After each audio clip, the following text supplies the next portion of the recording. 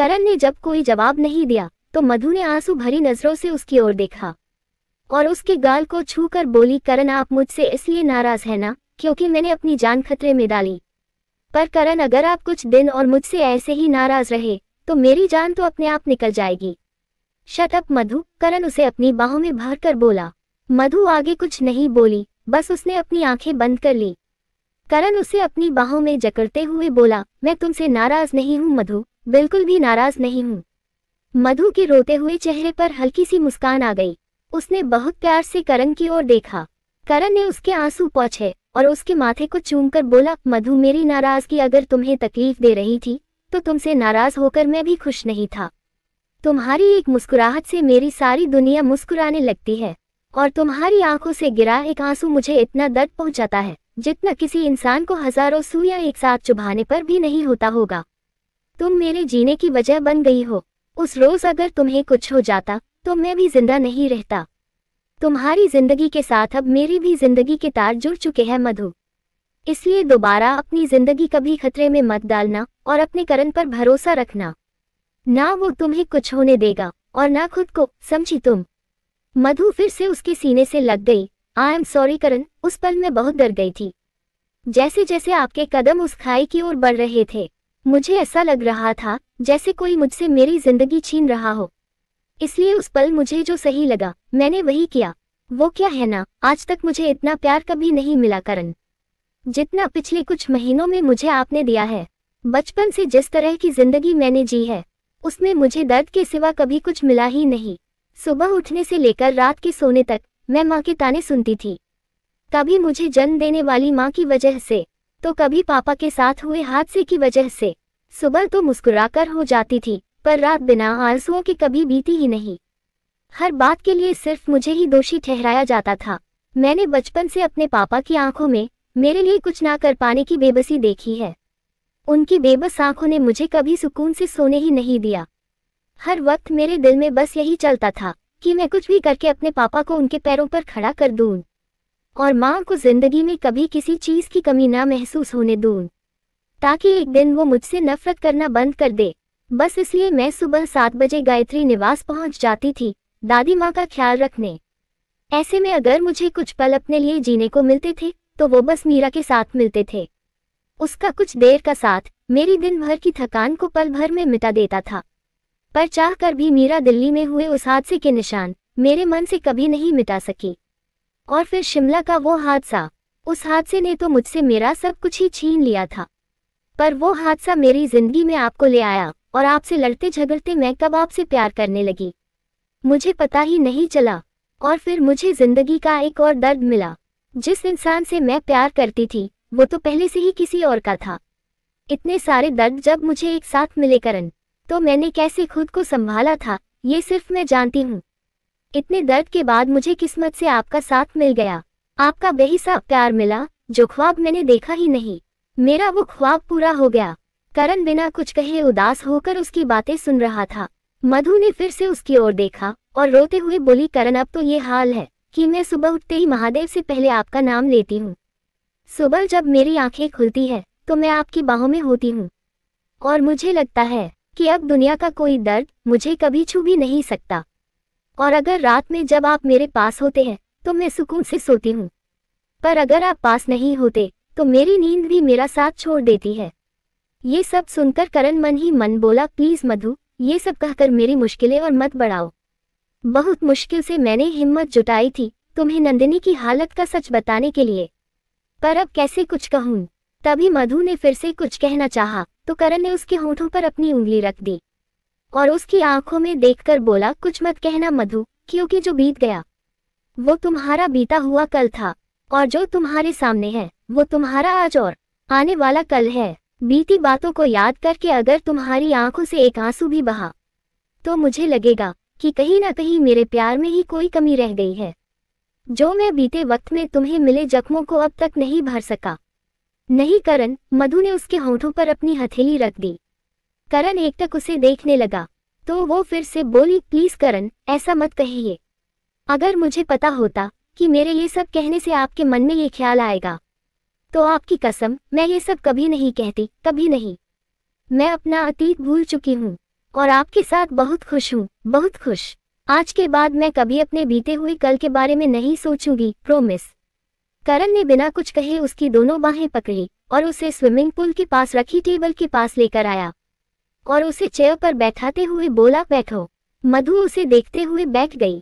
करण भी ठीक उसके सामने वाली चेयर पर बैठा और उसकी प्लेट में खाना सर्व करने लगा। बहुत भूख लगी है मुझे। इससे पहले कि तुम्हारे आंसू ये खाना ठंडा कर दे, खाना खा लेते हैं। करण की ये बात मधु के चेहरे पर मुस्कुराहट ले आई। उसने करण के हाथ से स्पून ली और उसे खाना सर्व करने लगी। करण उसे देखकर मन ही मन बोला, हिम्मत तो तुझे करनी होगी करण, क्योंकि अगर मधु को नंदिनी की हालत किसी और से पता चली तो इसे ज्यादा तकलीफ होगी। आज मधु ने तेरे लिए इतना कुछ किया है तो उसकी इस मेहनत पर उसके ही आंसुओं की वजह से पानी मत फिरने देना। आज की रात बीत जाने दे, कल सुबह होते ही मधु को सच बता देना। खाए ना, आज मैंने सारा खाना आपकी पसंद का बनाया है। तभी मधु उसकी ओर देखकर बोली। करण ने मुस्कुराते हुए एक निवाला उसकी ओर बढ़ाया। आज पढ़ाई की है तुमने या मुझे मनाने के लिए सुबह से मेरे लिए ये सरप्राइज प्लान करने में लगी हुई हो?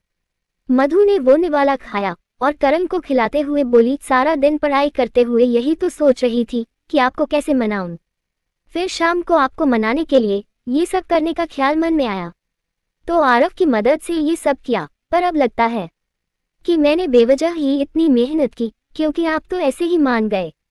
करण मुस्कुरा दिया। वैसे मैंने कभी नहीं सोचा था कि मेरी बीवी मुझे मनाने के लिए ये सब भी कर सकती है। ये सब मैंने आपसे ही तो सीखा है। आप मेरे लिए ये सब कई बार कर चुके हैं, इसलिए मैंने सोचा कि इस बार मैं आपके लिए ये सब करती हूँ। पर आपकी तरह मैं आसमान और जमीन पर आई लव यू नहीं लिख पाई, पर मैंने बैग पर फूलों से लिखा है। देखिए, मधु बैग की ओर देखकर बोली। करण फिर से मुस्कुरा दिया। वो तो मैं रूम में आते ही देख चुका हूँ। मधु फिर से मुस्कुराए। वैसे एक और सरप्राइज है आपके लिए, पर वो सरप्राइज डिनर के बाद। करण मुस्कुराते हुए खाना खाने लगा। इधर रणबीर खिड़की के पास खड़े बाहर देख रहे थे। उनकी आंखों में आंसू थे और वो तुलसी के बारे में सोच रहे थे। उन्हें वो सब याद आ रहा था जो तुलसी ने हॉस्पिटल में नूर से कहा था। उन्होंने अपनी आंखें बंद कर ली और मन ही मन बोले थे, महादेव, जिंदगी में कभी किसी को इतना बेबस मत करिएगा जितने कि आज हम हैं। आज हमारी मोहब्बत हमारी आंखों के सामने हमसे दूर जा रही है और हम चाहकर भी कुछ नहीं कर पा रहे हैं। तुलसी को हम दूर जाने से रोक तो नहीं सकते, पर कम से कम उनके आखिरी वक्त में हमें कुछ लम्हे तो उनके साथ बिताने का मौका दे दिया होता। हम तो जिंदगी भर आपसे कुछ नहीं मांगते। आज इतने दिनों बाद तुलसी को देखकर हमें ऐसा लगा जैसे हमने ना जाने कितने दिनों बाद आज सांसें ली है। हम नहीं जानते कि तुलसी के जाने के बाद हम उनके बिना कितने दिनों तक सांसें ले सकेंगे, पर हमें जीना तो होगा महादेव। अपने होने वाले बच्चे और अपनी दोस्त की खातिर हमें जीना होगा। इसलिए आपसे बस यही मांगेंगे कि हमें इतनी हिम्मत दीजिएगा कि हम तुलसी को आखिरी विदाई देने के बाद खुद को संभाल सके। हमारी सांसें मत रुकने दीजिएगा, क्योंकि हम पर हमारी पत्नी और बच्चे की जिम्मेदारी है जिसे हम सारी जिंदगी उठाना चाहते हैं। हम यूं बीच मझधार में राधिका का साथ नहीं छोड़ सकते, इसलिए हौसला दीजिए हमें। बेड पर सो रही राधिका की जैसे ही नींद खुली तो उसे रणबीर बेड पर नजर नहीं आए। उसने अपने पेट पर हाथ रखा और संभल कर उठ बैठी और रूम में नजरें दौड़ाकर बोली, ये रणबीर कहाँ चले गए? तभी उसकी नजर खिड़की के पास खड़े रणबीर पर पड़ी। वो आहिस्ता से बेड से उठी और आहिस्ता आहिस्ता चलकर रणबीर के पास आई। रणबीर खिड़की से अपना सिर टिकाए तुलसी के बारे में सोच रहे थे, इसलिए उन्हें पता ही नहीं चला कि राधिका कब उनके पास आकर खड़ी हो गई। रणबीर की आंखों में आंसू देखकर राधिका ने अपना हाथ बढ़ाकर उनके आंसू पोंछे। उसके छूते ही रणबीर ने पलटकर उसकी ओर देखा। उसे देखते ही उन्होंने तुरंत अपने आंसू पोंछने चाहे, पर राधिका ने उनका हाथ पकड़ लिया और अपने दोनों हाथों से उनके आंसू पोंछते हुए बोली, आप चिंता मत करिए रणबीर, मेरा दिल कहता है कि तुलसी जहां भी है ठीक है और बहुत जल्द उसका पता चल जाएगा। महादेव उसे बिना हमारा बच्चा देखे कहीं नहीं जाने देंगे। तुलसी यही इंदौर में है राधिका। तभी रणबीर बोले। राधिका उन्हें हैरानी से देखने लगी तो उन्होंने खिड़की से बाहर देखा और राधिका को बताया, करण तुलसी को यहाँ ले आए हैं और इस वक्त वो अरविंदो हॉस्पिटल में है। आज हम करण के साथ उनसे मिलने गए थे, पर उनसे किए वादे की वजह से बाहर से उन्हें देखकर चले आए। इतना कहते ही उनकी आंखों से फिर से आंसू बहने लगे और वो पलटकर खड़े हो गए। पर राधिका की खुशी का ठिकाना ही नहीं रहा। वो तुरंत बोली, रणबीर हम अभी इसी वक्त तुलसी से मिलने जाएंगे और उसके ट्रीटमेंट के लिए दुनिया भर के डॉक्टरों की लाइन लगा देंगे, उसे कुछ नहीं होगा। अगर तुलसी के बचने के 1% चांसेस भी होते राधिका, तो अब तक उन्हें बचाने के लिए हमने खुद को भी बेच दिया होता, पर अब कुछ नहीं हो सकता। तुलसी को कोई नहीं बचा सकता, उनका जाना तय है। और आज तो डॉक्टरों ने भी हमसे साफ साफ कह दिया है कि अब तुलसी की सांसें कभी भी उनका साथ छोड़ सकती है। हम तुलसी के लिए कभी कुछ नहीं कर पाए राधिका। हजारों वादे किए हमने उनसे, पर एक भी निभा नहीं सके। और आज जब वो हमें छोड़कर हमेशा के लिए भगवान के पास जा रही है, तो उनसे किए वादे की वजह से हम उनके पास भी नहीं रह सकते। रणबीर आंखों में आंसू लिए बोले। राधिका ने तुरंत उन्हें गले लगा लिया। उसकी आंखों से भी आंसू बहने लगे। उसने खुद को संभाला और फिर उनके चेहरे को छूकर बोली, रणबीर अब से आप हर पल तुलसी के साथ होंगे। आपकी और उसकी मोहब्बत इतनी सच्ची है कि उसके सामने तो महादेव भी अपना सिर झुका दे, तो फिर मैं कौन होती हूँ। हम अभी और इसी वक्त तुलसी के पास जाएंगे। मैं ड्राइवर से कहकर गाड़ी निकलवाती हूँ। इतना कहकर वो वहां से जाने लगी, पर रणबीर ने उसकी कलाई पकड़ ली। नहीं राधिका, इस वक्त नहीं, रात के 2 बजे हम तुम्हें इस हालत में घर से बाहर नहीं ले जा सकते। तुम चलकर आराम करो। उन्होंने राधिका को पकड़ा और उसे बेड पर बैठाकर बोले, तुम सो जाओ राधिका, आप मुझे अपने साथ नहीं ले जा सकते रणबीर, पर आप तो जा सकते हो ना। तभी राधिका उनकी हथेली थामकर बोली। रणबीर उसे हैरानी से देखने लगे। राधिका ने हल्की सी मुस्कुराहट के साथ अपने दोनों हाथों से उनके चेहरे को छुआ। हाँ रणबीर, आप तुलसी के पास जाइए। आपने ही कहा ना कि आज तक आप उसे कभी कुछ नहीं दे सके, तो आज दीजिए। उसकी जिंदगी के आखिरी पलों में आपका साथ दीजिए। उसे इतना प्यार दीजिए कि जिंदगी में कभी किसी ने किसी से ना किया हो। उसे आपकी बाहों में इस दुनिया से जाने का हक दीजिए। रणबीर जाइए। रणबीर के रोते हुए चेहरे पर मुस्कुराहट आ गई। वो राधिका की हथेली थामकर बोले, नहीं राधिका, तुम्हें अब कभी भी लेबर पेन हो सकता है। ऐसे में हम तुम्हें एक पल के लिए भी अकेला नहीं छोड़ सकते। हम सुबह तुलसी से मिलने चले जाएंगे, क्योंकि सुबह पूरा परिवार आपके साथ होगा, पर इस वक्त नहीं, कभी नहीं। रणबीर, मैंने आपसे कहा ना कि इस वक्त तुलसी को आपकी मुझसे भी ज्यादा जरूरत है। मैं तो एक जिंदगी इस दुनिया में लाने वाली हूँ जिसे आप कभी भी देख सकते हैं, पर तुलसी अगर चली गई तो आप उसे दोबारा कभी नहीं देख सकेंगे। इसलिए प्लीज आप जाइए रणबीर, मैं अपना ख्याल रखूंगी, कुछ नहीं होगा मुझे, प्लीज आप जाइए। राधिका ने इतना कहकर रणबीर को जाने के लिए उठाया। रणबीर कुछ कहने ही जा रहे थे कि तभी राधिका फिर से बोली, आपको मेरे और हमारे होने वाले बच्चे की कसम रणबीर, प्लीज जाइए। रणबीर हैरानी से उसे देखने लगे। राधिका मुस्कुराते हुए बोली, जाइए रणबीर, मैं ठीक हूँ और आपसे वादा करती हूँ कि मैं अपना ख्याल रखूंगी, जाइए। ठीक है, हम एनी को लेकर आते हैं ताकि वो आपके साथ रहे। रणबीर उठकर जाने लगे, पर राधिका ने उनका हाथ पकड़ लिया। किसी को उठाने की कोई जरूरत नहीं है, क्योंकि घर में अगर किसी ने आपके इतनी रात में जाने की वजह पूछी तो हम दोनों किसी को कोई जवाब नहीं दे पाएंगे। और अगर हमने उन्हें सच बताया भी तो किसी को आपकी और तुलसी की सच्ची मोहब्बत पर यकीन नहीं होगा। और अगर हमने उन्हें यकीन दिलाने की कोशिश की भी तो ना जाने कितना वक्त लग जाए। और तुलसी के बस वक्त नहीं है, इसलिए आप जाइए रणबीर। पर हम करण को तो बता ही सकते हैं ना, हम उन्हें बताकर आते हैं। इतना कहकर रणबीर फिर से जाने लगे, पर राधिका ने फिर से उन्हें रोक दिया। नहीं रणबीर, इस वक्त करण और मधु को डिस्टर्ब मत करिए। करण की जान बचाने के लिए मधु अपनी जान देने जा रही थी, इसलिए वो मधु से बहुत नाराज है। मधु उसे मनाने के लिए आज दिन भर से सरप्राइज प्लान कर रही है। उसने कल से खाना भी नहीं खाया है। ये वक्त उन दोनों का है, इसलिए उन्हें साथ रहने दीजिए। आप मेरी फिक्र मत करिए, मुझे कुछ नहीं होगा, आप प्लीज जाए प्लीज। रणबीर परेशान होकर सोच में पड़ गए, तो राधिका फिर से बोली, जाइए रणबीर, आपकी तुलसी आपका इंतजार कर रही है, जाइए। रणबीर उसके पास आए। उन्होंने रोते हुए उसका माथा चूमा और बोले, महादेव ने भले हमें कुछ ना दिया हो, पर आपकी जैसी दोस्त दी है, जिसके लिए हम उनका जितना शुक्रिया करें उतना कम होगा। आपका यह एहसान हम सारी उम्र नहीं भूलेंगे Radhika. Thank you so much. जाए रणबीर, प्लीज जल्दी जाइए, कहीं देर ना हो जाए, जाइए। रणबीर ने रोते हुए उसकी दोनों हथेलियों को चूमा और वहां से चले गए। उनके जाते ही राधिका ने अपनी आंखें बंद की। रणबीर दौड़ते हुए सीढ़ियों की ओर बढ़े पर फिर अचानक उनके कदम रुक गए और वो पलटकर आरव के रूम की ओर बढ़ने लगे। आरव रूम में सो रहा था और उसके रूम का दरवाजा भी खुला हुआ था। रणबीर ने अंदर आकर उसे उठाया। आरव, आरव उठो। उनकी आवाज सुनकर आरव की नींद खुल गई। वो हैरानी से उठ बैठा। जीजू क्या हुआ? दी ठीक है ना? हाँ, तो फिर आप इस वक्त मेरे कमरे में क्या हुआ? उसके सवाल सुनकर रणबीर ने पूछा। आरव आज बिना कोई सवाल किए अपने जीजू की मदद करोगे?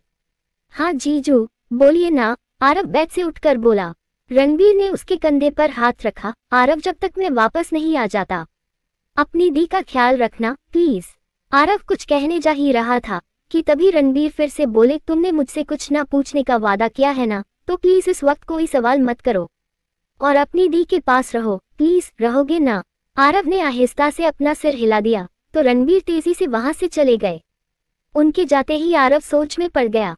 इधर करण और मधु का डिनर खत्म हुआ तो मधु ने म्यूजिक प्लेयर ऑन किया। तभी रणबीर ने भी अपनी गाड़ी स्टार्ट की और वहां से चले गए। म्यूजिक की आवाज की वजह से करण को गाड़ी की आवाज सुनाई नहीं दी। म्यूजिक प्लेयर में भी गाना प्ले होने लगा। जब कोई बात बिगड़ जाए, जब कोई मुश्किल पड़ जाए। करण मुस्कुराते हुए मधु को देखने लगा। मधु उसके पास आई। उसने करण की ओर अपना हाथ बढ़ाया तो उसने मुस्कुराते हुए उसका हाथ थाम लिया और उसके साथ डांस करने लगा। तुम्हें नहीं लगता मधु कि तुम आज कुछ ज्यादा ही करण खुराना बनने की कोशिश कर रही हो? तभी करण ने उसकी ओर देखकर पूछा। मधु ने मुस्कुराते हुए उसके गले में अपनी बाहें डाली और आहिस्ता से बोली, मुझे करण खुराना बनने की कोई जरूरत ही नहीं है करण, क्योंकि मैं ऑलरेडी करण खुराना हूँ। मिसेस मधु करण खुराना? करण ने उसे अपने करीब लाकर पूछा। सो मिसेस मधु करण खुराना, आज आपके इरादे क्या है? बहुत रोमांटिक मूड में लग रही हो।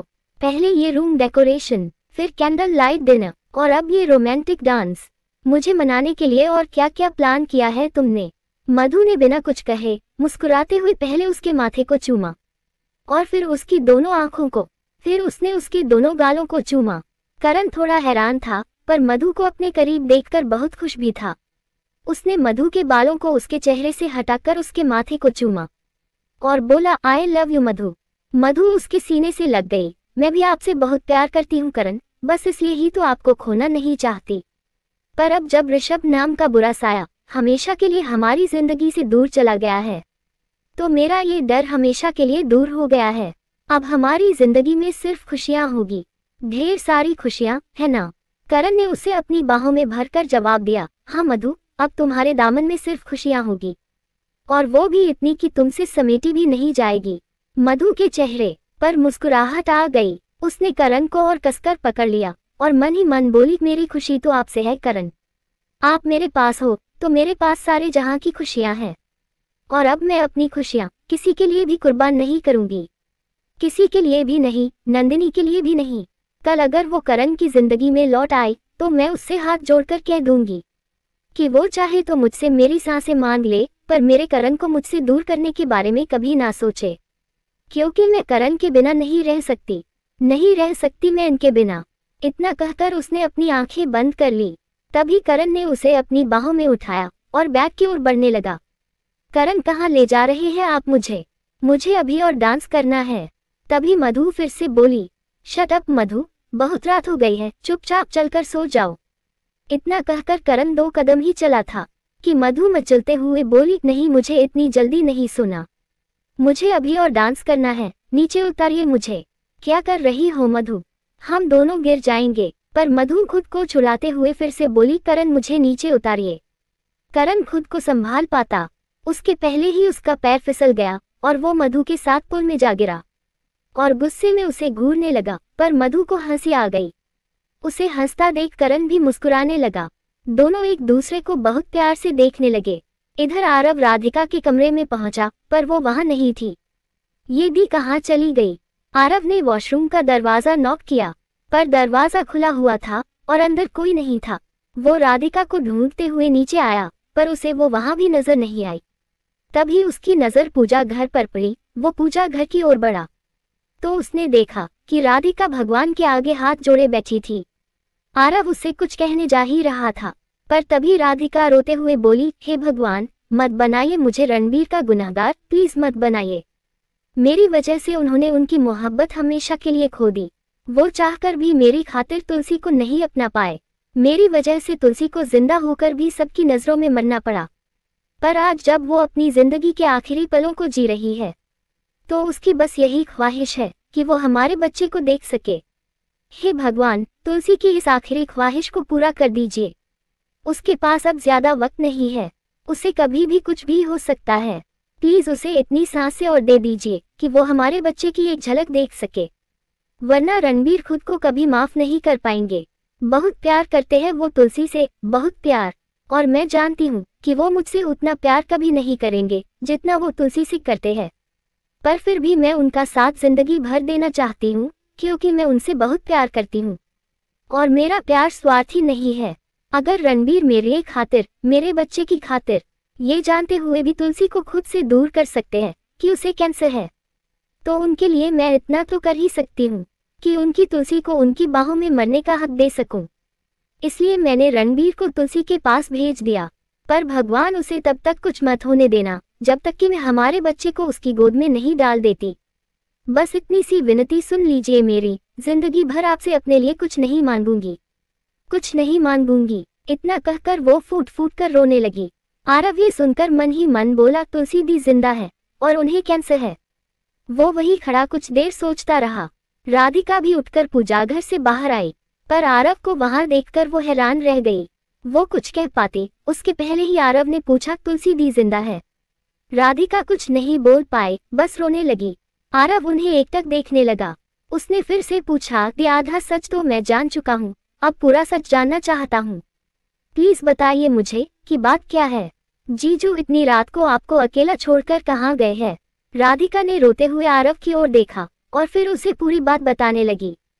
सच जानकर आरव के जैसे होश ही उड़ गए। उसे कुछ समझ नहीं आ रहा था कि वो कैसे रिएक्ट करे। राधिका रोते हुए बोली, मेरी एक गलती की वजह से तुलसी जिंदा होकर भी वापस नहीं लौटी और हमेशा के लिए तुलसी से जोया बन गई। मुझे जिंदगी देने के लिए तुम्हारे जीजू ने अपनी जिंदगी को खुद से हमेशा के लिए दूर कर दिया आरव, और आज उनकी मोहब्बत जिंदगी की आखिरी सांसें ले रही है। इसलिए मैंने उन्हें तुलसी के पास जाने की इजाजत दे दी। इतना कहकर वो रोने लगी। आरव ने उन्हें गले लगा लिया। आज तक मैं बस यही सोचता रहा कि इस दुनिया में मेरे करण भैया से अच्छा कोई इंसान नहीं हो सकता, पर आज पता चला कि मेरे रणबीर जीजू जैसे इंसान भी इस दुनिया में है। दी, मुझे लगता है कि हमें घर में सबको तुलसी दी की हालत के बारे में बता देना चाहिए और उनके पास चलना चाहिए। उन्हें इस वक्त सिर्फ जीजू की नहीं बल्कि हम सबकी भी जरूरत है। मैं सबको जगह देता हूँ। आरव जाने लगा, पर तभी अचानक राधिका के पेट में दर्द शुरू हो गया। आरव, राधिका ने खुद को संभालते हुए उसे पुकारा। आरव ने पलटकर देखा तो राधिका चेयर पकड़े खुद को संभालने की कोशिश कर रही थी। दीप वो जोर से चीखता हुआ उसकी ओर दौड़ा और उसने राधिका को पकड़ लिया। उसकी चीख सुनकर एक दूसरे की बाहों में खोए करण और मधु भी चौंक गए।